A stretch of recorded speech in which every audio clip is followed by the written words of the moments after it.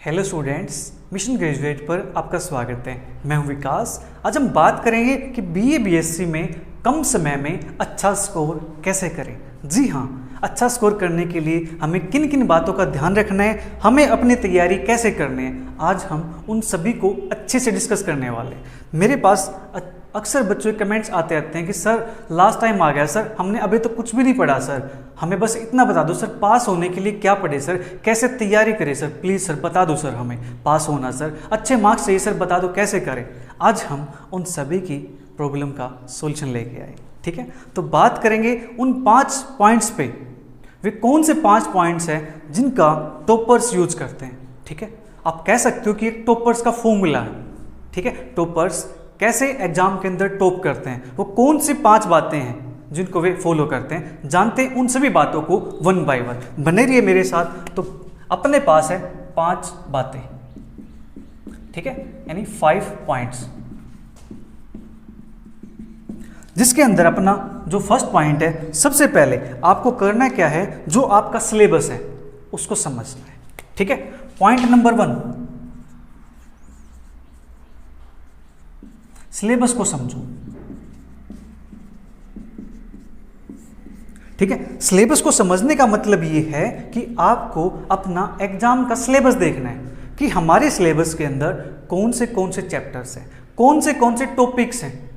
ठीक है, BA BSc के अंदर अपने पास टॉपिक्स होते हैं, उसके अकॉर्डिंग फिर बुक डिसाइड होती है कि इस बुक के अंदर ये चैप्टर्स कवर हो जाते हैं, ये टॉपिक्स कवर हो जाते हैं। ठीक है, सबसे पहले हमें अपने एग्जाम के जो सिलेबस है उसको समझना होगा। ठीक है, कि अपना सिलेबस क्या है, कि अपनी एक यूनिट के अंदर टॉपिक्स कौन से आते हैं, सेकेंड यूनिट के अंदर टॉपिक्स कौन से आते हैं, थर्ड यूनिट के अंदर कौन से, फोर्थ यूनिट के अंदर कौन से। ठीक है, इस टाइप से है, हमें सबसे पहले सिलेबस को देखना है। ठीक है, अक्सर देखा गया है कि बच्चों को एग्जाम टाइम तक सिलेबस भी पता नहीं होता है। ठीक है, तो ऐसा काम नहीं करना है। ठीक है, अगर आप अच्छा स्कोर करना चाहते हो, कम समय के अंदर करना चाहते हो, ठीक है, और कम सिलेबस से करना चाहते हो, ठीक है, तो उसके लिए आपको सबसे पहले अपने सिलेबस को समझना होगा। ठीक है, कि हमारा सिलेबस क्या है, एटलीस्ट हमें सिलेबस का तो पता हो कि उसके अंदर टॉपिक्स क्या क्या है।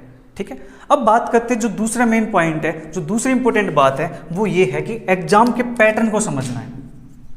ठीक है, एग्जाम के पैटर्न को समझो।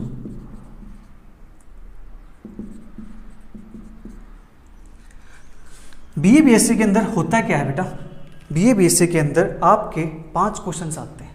ठीक है, उनमें से एक क्वेश्चन तो होता है कंपल्सरी, राइट, और जो नेक्स्ट क्वेश्चन होते हैं 4 क्वेश्चन, वो आपके होते हैं यूनिट वाइज। ठीक है, आपको ये देखना है कि अपनी जो एक यूनिट है, ठीक है, मैं कंपल्सरी क्वेश्चन की बात बाद में करूंगा। ठीक है, पहले जो अपनी एक यूनिट है, उस एक यूनिट के अंदर मेरे बुक से कौन से चैप्टर्स हैं, ठीक है, या कौन से टॉपिक्स हैं जहां से एक यूनिट कंप्लीट हो जाती है। इसी प्रकार से आप सेकेंड यूनिट को देखोगे, थर्ड यूनिट को देखोगे, फोर्थ यूनिट को देखोगे।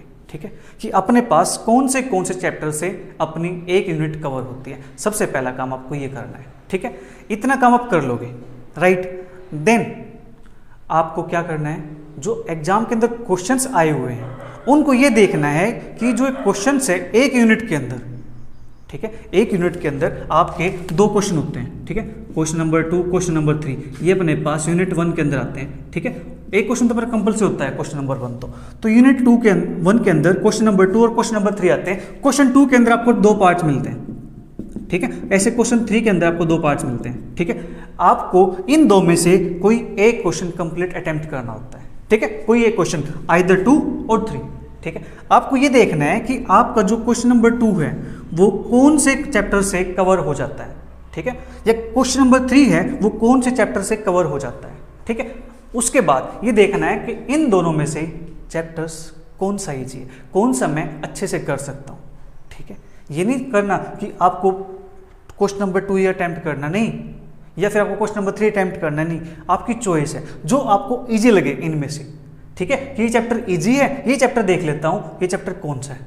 ठीक है, आपको पहले एग्जाम के पैटर्न को समझना है कि यूनिट 1 के अंदर क्वेश्चन नंबर 2 मेरे पास किन किन चैप्टर से कवर होता है। क्वेश्चन चैप्टर 1 से या चैप्टर 2 से जिनसे भी कवर होता है उनको मार्क कर लीजिए अलग से, ठीक है। उनकी आप लिस्ट बना लीजिए कि मेरे पास यूनिट 1 इन चैप्टर से कवर होती है, फिर इसी प्रकार से यूनिट 2 इन चैप्टर से कवर होती है, यूनिट 3 मेरे पास इन चैप्टर से कवर होती है, ठीक है। इतना काम आप कर लोगे, राइट। देन उसके बाद आता है, देखो आपके पास 2 और 3 क्वेश्चन है, ठीक है। आपका जो सिलेबस है वो सिलेबस के अंदर मान लो आपके चैप्टर्स है 10, 1 2 3 4 5 6 7 8 9 10, ठीक है।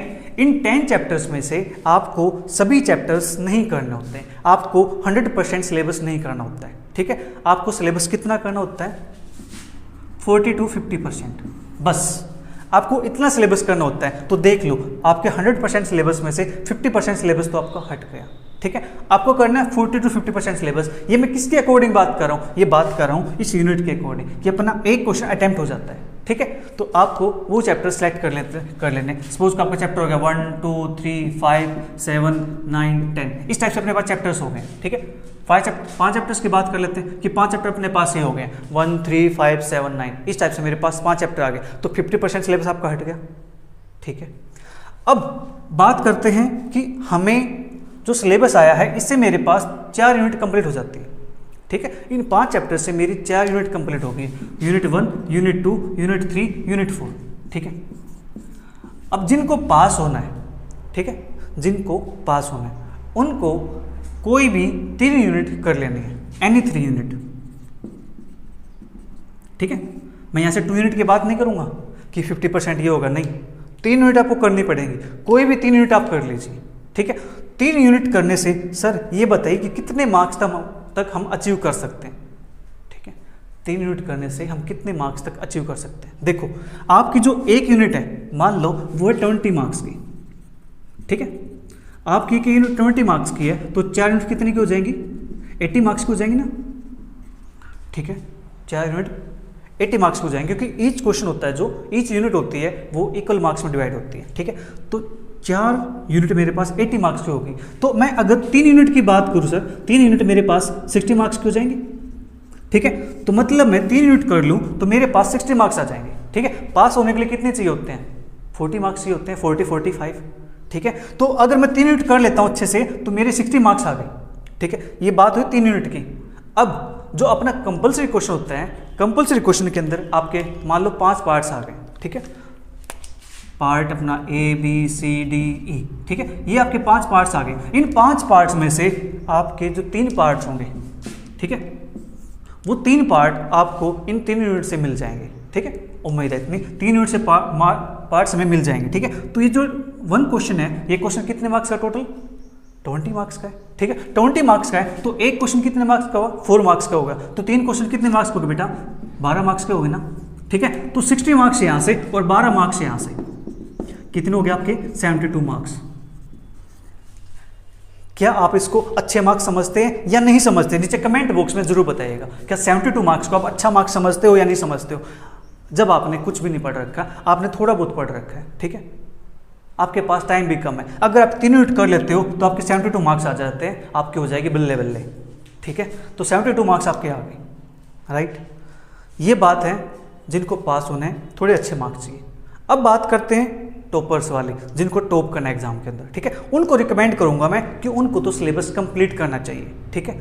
अगर उनमें से भी बच्चे थोड़ा स्मार्ट वे से काम करें, ठीक है, वो चाहते हैं कि सर हम भी कंप्लीट सिलेबस नहीं करना चाहते, सर टॉपर्स है तो क्या हुआ सर, कंप्लीट सिलेबस हम भी नहीं करना चाहते, हमें भी एग्जाम में टॉप करना सर, वो बता दीजिए, ठीक है। कोई दिक्कत नहीं है, 4 यूनिट तो आपने निकाल लिए, आपने टॉपिक कवर कर लिए, टिक कर लिया अपने चैप्टर्स कि इन चैप्टर से अपनी यूनिट कंप्लीट हो जाती है, ठीक है। उसके बाद आती है जो मेन पॉइंट है, वो यहाँ पे आता है, ठीक है।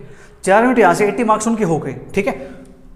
अब ये जो 5 पार्ट्स है, ये 5 पार्ट्स के लिए आपको करना क्या है, आपको उन क्वेश्चंस को टिक करना है, उन शॉर्ट क्वेश्चन को टिक करना है। आपको पहले तो PYQ देखने पड़ेंगे एग्जाम, ठीक है। उसके अंदर आपको लग जाएगा कि पता लगेगा कि यहाँ से क्वेश्चंस बने हुए, इस टॉपिक से क्वेश्चन बने हुए, ये टाइप के क्वेश्चन बने हुए, ठीक है। आप उन क्वेश्चंस को अलग से नोट कर लेंगे अपनी डायरी के अंदर, अपनी नोटबुक के अंदर, ठीक है। ये अपनी बुक के अंदर आप टिक कर लोगे कि ये अपने पास शॉर्ट क्वेश्चन है, ठीक है।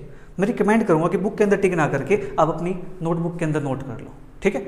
उससे बेटर रहेगा कि आपको बार बार बुक का पेज नहीं पलटना पड़ेगा, उससे आपका टाइम बचेगा, ठीक है। आपको क्वेश्चंस नोट कर लेने बस, ठीक है, कि ये क्वेश्चन अपने पास आते हैं, और ऐसा करके आप एग्जाम के अंदर आउट ऑफ 100 मार्क्स लेके आराम से आ सकते हो, कोई प्रॉब्लम नहीं है, ठीक है। ये बात होगी अपनी कि 100 मार्क्स हम कैसे लेके आए। अब बात करेंगे कि सर तैयारी कैसे करनी है, ठीक है, वो भी तो पॉइंट आएगा ना। सिलेबस तो हमने देख लिया, एग्जाम पैटर्न हमने देख लिया, सर पढ़ना भी तो है सर, उसका भी बता दो कुछ। वेरी गुड, ये बात आपकी बहुत अच्छी लगी मुझे, ठीक है। तो प्यारे बच्चों, अपना जो थर्ड पॉइंट है वो है लास्ट 5 ईयर्स PYQ, ठीक है। आपको लास्ट 5 ईयर्स के PYQ कर लेने हैं, ठीक है। उससे आपको ये आइडिया लग जाएगा कि जो एग्जामिनर है वो कौन से क्वेश्चन को पूछ रहा है, ठीक है, या कौन सा क्वेश्चन यहाँ पे रिपीट हो रखा है, या कौन सा क्वेश्चन ऐसा है जो पर्टिकुलर टॉपिक से पूछा गया है। तो आप उस पर्टिकुलर टॉपिक पे थोड़ा सा ज़्यादा ध्यान देंगे, ठीक है। तो आपको ये काम करना है, लास्ट 5 ईयर्स के PYQ कर लेने, ठीक है। अब जैसे हमने बात की है कि 5 बातें हम बताएंगे कि 5 बातें कौन सी हैं। अब लास्ट 5 PYQ हो गए अपने पास, लास्ट 5 ईयर्स के, ठीक है। अब बात करेंगे प्यारे बच्चों रिवीजन की टेक्निक, ठीक है। कम समय है, रिवाइज हम कैसे करें, ठीक है। सिलेबस को तैयार भी तो करना है ना। चलिए अब उसकी बात कर लेते हैं। फोर्थ पॉइंट अपना है रिवीजन टेक्निक।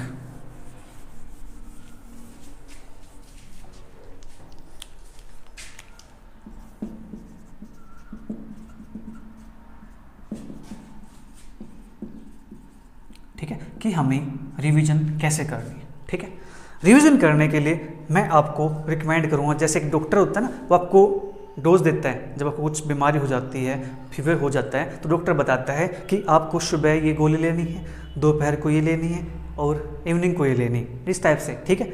जब मैं छोटा बच्चा था तो छोटे बच्चों का हॉस्पिटल है हमारे यहाँ पे, तो वहाँ पे जाते थे, तो वहाँ पे एक नर्स थी, वो बड़ी अच्छा बोलती थी, ठीक है। तो वो कहती थी कि पौनी पौनी गोली 3 बार, आधी आधी गोली दिन में 2 बार, ठीक है। इस प्रकार से बोलते थे, वो बहुत अच्छी लगती थी, ठीक है। तो अब देखो, अब हम यहाँ से जो रिवीजन की टेक्निक है उसको भी मैं आपको वैसे ही बताने वाला हूँ, जैसे एक डॉक्टर आपको एक डोज देता है, ठीक है, कि बेटा आपको ये लेना है, ठीक है। देखो सबसे पहले मॉर्निंग के डोज की बात कर लेते हैं बेटा, ठीक है, कि मॉर्निंग में आपको कौन सी खुराक लेनी है, ठीक है, मॉर्निंग में आपको कौन सी गोली लेनी है, ठीक है। मॉर्निंग में आपको, जैसे मैं मैथ्स पढ़ाता हूँ तो मैथ्स की बात करता हूँ, आप उससे अपने अलग सिलेबस के को भी रिलेट कर सकते हो, कोई प्रॉब्लम नहीं है, ठीक है। जो मॉर्निंग है उसके अंदर आपको जो डेफिनेशंस है, जो फॉर्मूलाज है, ठीक है, एंड जो अपने पास थ्योरम की स्टेटमेंट है, थ्योरम की स्टेटमेंट ओनली, ठीक है, इनको आपको अच्छे से कर लेना है, ठीक है। डेफिनेशन, फॉर्मूलाज एंड थ्योरम की स्टेटमेंट ओनली, ठीक है। थ्योरम का प्रूफ नहीं करना है, थ्योरम की स्टेटमेंट ओनली, जस्ट ये काम आप कर दो, ठीक है। Definition, formula, theorem, statement only, ठीक है। ये काम आपको करना है मॉर्निंग के अंदर, राइट। उसके बाद बात करते हैं आफ्टरनून की, ठीक है। आफ्टरनून के अंदर आपको करना है क्या है, आफ्टरनून के अंदर जो अपने पास इंपॉर्टेंट डेरिवेटिव्स हैं, क्योंकि मैथमेटिक्स के अंदर डेरिवेशन आते हैं ना, और जो फिजिक्स होगी उसके अंदर भी डेरिवेशन आते हैं, ये तो आपको पता ही है। तो इंपॉर्टेंट डेरिवेशन आपको करने हैं, और यहां पे करना है PYQs, ठीक है। PYQ करने, इंपॉर्टेंट डेरिवेशन करने, और जो अपने पास थ्योरम के प्रूफ हैं वो भी आपको इसी टाइम में करने हैं, ठीक है। थ्योरम के प्रूफ मॉर्निंग के अंदर, आफ्टरनून के अंदर, ठीक है। इसके बाद हम बात करते हैं इवनिंग की, ठीक है। इवनिंग के अंदर आपको करना है क्या है, मॉर्निंग के अंदर डेफिनेशन, फॉर्मूला, थ्योरम, आफ्टरनून के अंदर इंपॉर्टेंट डेरिवेटिव्स, PYQs और थ्योरम के प्रूफ। अब बात आती है इवनिंग। इवनिंग के अंदर आपको करना है जो जहां पे आपको लगता है कि हम यहाँ पे अटकते हैं, यहाँ पे हमें डाउट आता है, ठीक है, तो वहाँ पे आपको उठाने हैं वीक टॉपिक्स, ठीक है। आपको क्या उठाने हैं, वीक टॉपिक्स, ठीक है, आपको उनको करना है जो आपके वीक टॉपिक्स होंगे, राइट। उसके बाद बात करते हैं प्यारे बच्चों नाइट की। कहोगे सर नाइट को तो छोड़ दो, सोने तो दो हमें। बेटा पास भी होना है, अच्छे मार्क्स भी चाहिए, तो थोड़ा सा त्याग तो करना ही पड़ेगा ना, ठीक है। त्याग करोगे तभी तो कुछ मिलेगा ना, बिना त्याग तो कुछ नहीं मिलता, है कि नहीं। तो अपने पास है नाइट। तो नाइट के अंदर आपको करना क्या है, आपको नाइट में जस्ट क्विक रिवीजन करनी है, ठीक है। नो न्यू टॉपिक्स, कोई भी नया टॉपिक आपको रीड नहीं करना है, ठीक है। आपको जस्ट क्विक रिवीजन करने, क्विक रिवीजन करने के लिए आपको करना क्या है, जब आप मॉर्निंग आफ्टरनून इवनिंग के अंदर पढ़ोगे तो वहाँ पे आपको कुछ ऐसे टॉपिक मिलेंगे जहाँ पे आपको बार बार डाउट्स आता है, बार बार उसको रिवाइज करना पड़ता है। तो उन टॉपिक्स को आप एक नोटबुक के अंदर अलग से लिख लोगे, ठीक है। तो उन टॉपिक्स को आप नाइट के अंदर रिवाइज करोगे अच्छे से, ठीक है, ताकि वो चीज़ें आपकी जो डे के अंदर आपने पढ़ा है वो आपका अच्छे से रिवाइज हो जाए, ठीक है। ये आपको करना है फुल रिवीजन टेक्निक। अब बात आती है जो पांचवा जो पॉइंट है इंपॉर्टेंट, सबसे मोस्ट इंपॉर्टेंट पॉइंट है जिनको टॉपर्स यूज करते हैं, ठीक है। टॉपर्स का फॉर्मूला, ठीक है। अब उस टॉपर्स के फॉर्मूले की बात करते हैं। टॉपर्स का हैक आपको पता लग जाएगा कि सर वो तैयारी कैसे करते हैं, सर हमें भी तो पता चले। सर कुछ बच्चे होते हैं ना ऐसे जो सोचते हैं कि सर ये बच्चे तैयारी कैसे करते हैं, टॉप कैसे कर जाते हैं। सर पढ़ते तो हम भी क्लास में, ये भी पढ़ते हैं सर, सेम टीचर में पढ़ाता है, सेम टॉपिक पढ़ाते हैं, लेकिन ये हमसे अलग कैसे हैं सर, उसकी बात करते हैं। देखो जो नंबर 5 पे अपने पास है वो है स्मार्ट स्टडी।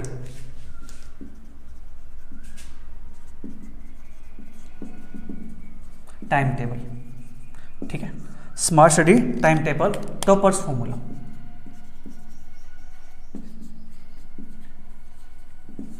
टॉपर्स फॉर्मूला कि टॉपर्स कौन से फॉर्मूला को अप्लाई करते हैं। देखो आपको करना क्या है, जब आप मॉर्निंग में उठोगे, ठीक है, तो आपको 6 AM तो उठ जाना ही चाहिए, ठीक है। 5 to 6 AM, राइट। इतने बजे तो आप उठ लोगे ना, 5 से 6 बजे तो उठना भी चाहिए, अच्छा टाइम होता है, ठीक है। 5 to 6 AM आप उठोगे तो आपको करना क्या है, आपको 30 to 40 मिनट्स स्टडी करने कंटिन्यूस, ठीक है। 30 to 40 मिनट स्टडी, ठीक है। उसके बाद आपको करना है 10 मिनट का ब्रेक, ठीक है।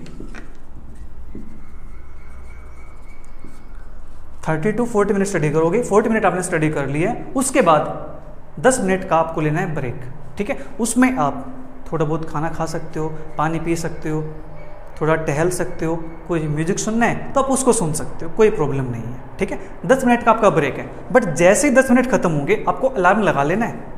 जैसे 10 मिनट खत्म होंगे उसके बाद नेक्स्ट 40 मिनट्स तक आपको सिर्फ स्टडी करनी है, ठीक है। नेक्स्ट 40 मिनट स्टडी करोगे, फिर 10 मिनट का ब्रेक, फिर 40 मिनट स्टडी करोगे, फिर 10 मिनट का ब्रेक, ठीक है। इस टाइप से आपको करना है। इस टाइप से ऐसा करने से आप कम समय के अंदर ज़्यादा समय यूज कर पाओगे, ठीक है। कम समय के अंदर ज़्यादा समय यूज कर पाओगे आप, यानी कम समय के अंदर आप ज़्यादा जो अपना सिलेबस है उसको कवर कर पाओगे, ठीक है। तो प्यारे बच्चों ये है अपनी 5 इंपॉर्टेंट पॉइंट्स, 5 इंपॉर्टेंट बातें जिनका यूज टॉपर्स भी करते हैं और आप एग्जाम के अंदर कम समय में अच्छा स्कोर अचीव कर सकते हो, ठीक है। तो ऐसे ही वीडियोस के लिए, ऐसे टॉपिक्स के लिए फॉलो कीजिए हमें, और हम बात करेंगे फिर नेक्स्ट क्लास में नेक्स्ट किसी इंपॉर्टेंट टॉपिक्स पर। तब तक के लिए bye bye, take care, see you, thank you for watching.